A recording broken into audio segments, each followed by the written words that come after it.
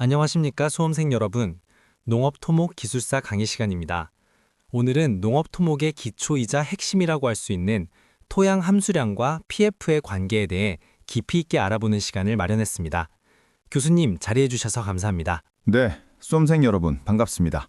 농업 토목 현장에서나 시험에서나 이 PF라는 개념을 정확히 이해하는 것이 참 중요하죠. 오늘 차근차근 함께 풀어보도록 하겠습니다. 네, 교수님.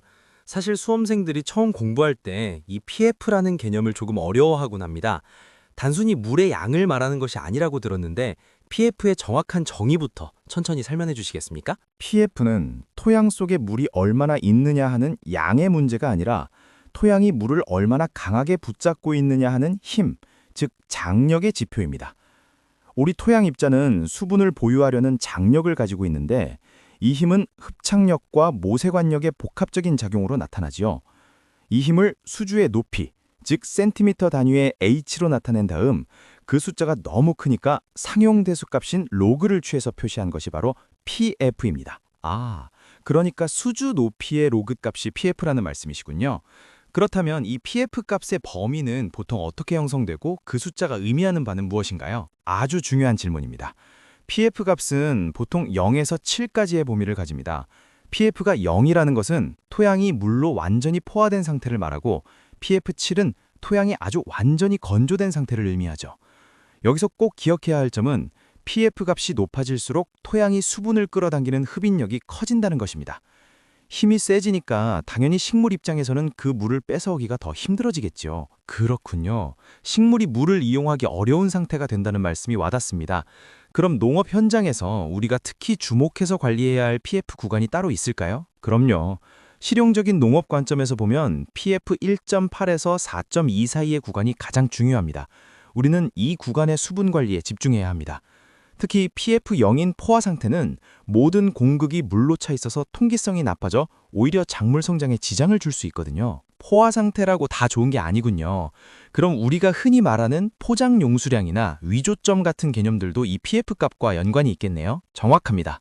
중력에 의해 자유롭게 흐르는 물이 다 빠져나간 뒤 토양이 머금고 있는 최대 수분량인 포장 용수량은 작물 재배의 가장 이상적인 상태입니다.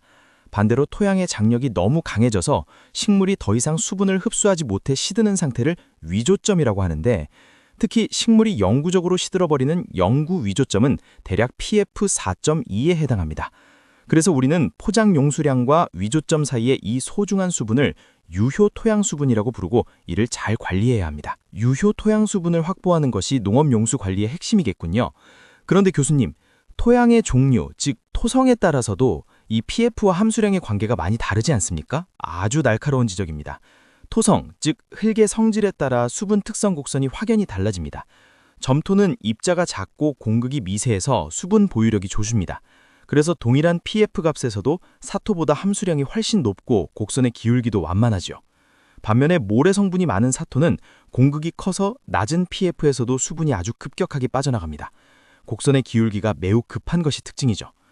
결국 토양 내 공극의 크기와 분포가 이 관계를 결정하는 핵심 요소라고 할 수 있습니다. 점토와 사토의 차이를 이해하는 것이 설계나 시공 현장에서 정말 중요하겠네요.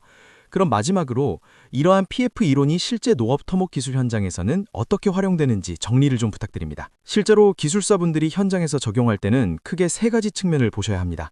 첫째는 관계 계획 수립입니다. 유효 수분량을 산정해서 언제 얼마나 물을 줄지 결정하는 기초죠. 둘째는 최적의 관계 시점 결정입니다.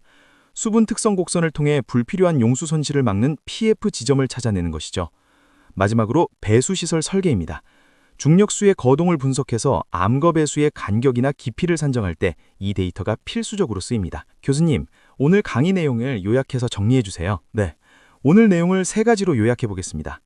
첫째, PF는 수분의 양이 아니라 토양이 물을 보유하려는 장력의 지표라는 점을 잊지 마십시오.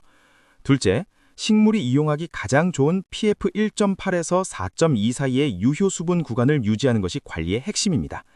셋째, 점토와 사토처럼 토성에 따라 수분 보유 특성이 다르므로 이를 설계와 관리에 반드시 반영해야 한다는 점입니다.